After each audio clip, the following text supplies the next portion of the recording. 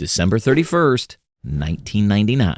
The world was buzzing, but not the fun kind, like a hyped-up Backstreet Boys concert. The terrifying, heart-pounding, is this the end kind of buzz. It was Y2K Eve. People weren't just waiting for fireworks, they were bracing for chaos. Planes falling out of the sky, banks erasing money, toasters attacking. Okay, maybe not the toaster thing, but the vibe? Total apocalypse. Here's why. Computers, those glorious, huge, boxy machines we worshipped in the 90s, the ones that ran our lives, and occasionally freaked out if you sneezed near them. Turns out they had one major flaw. Dates. See, instead of 4 digits for the year, like 1999, they only used the last 2, just 99. Why? Because computers back then weren't the super sleek AI-powered gadgets we have now. Memory was expensive. Every byte counted.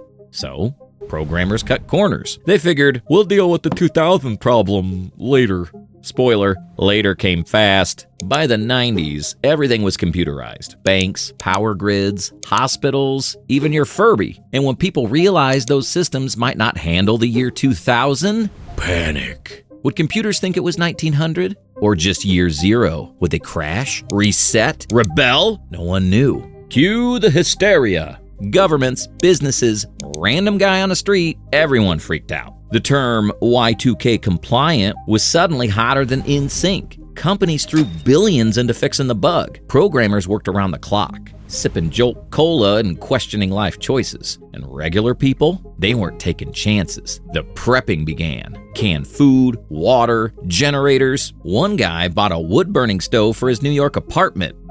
Dedication.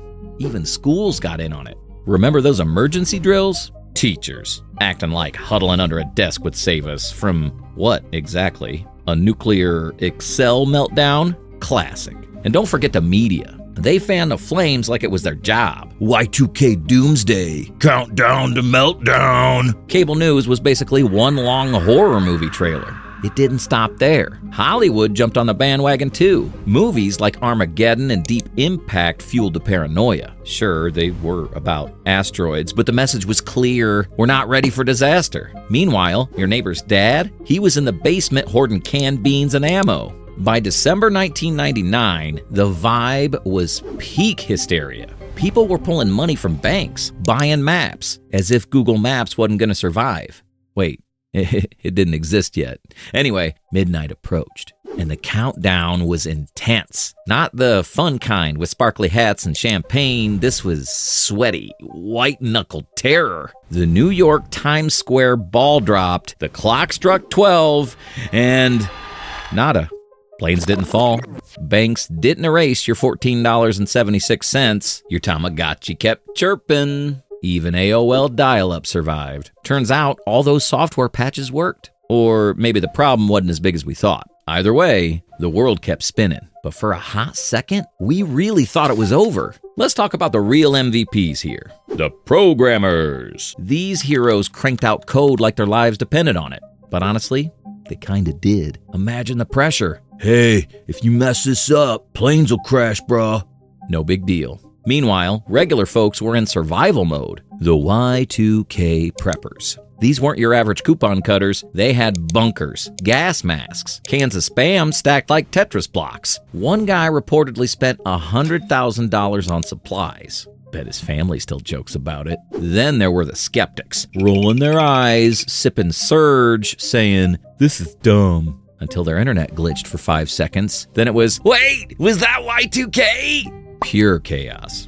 By 12:01 a.m., though, the joke was on us. People were popping champagne, laughing about canned beans and floppy disks. It became a meme before memes were a thing. And what did we learn? Computers are smart, but humans?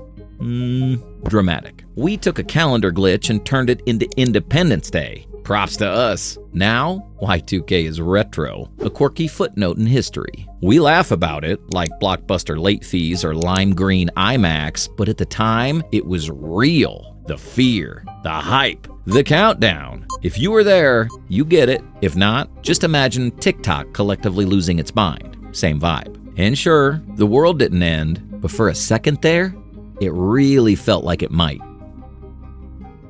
Totally.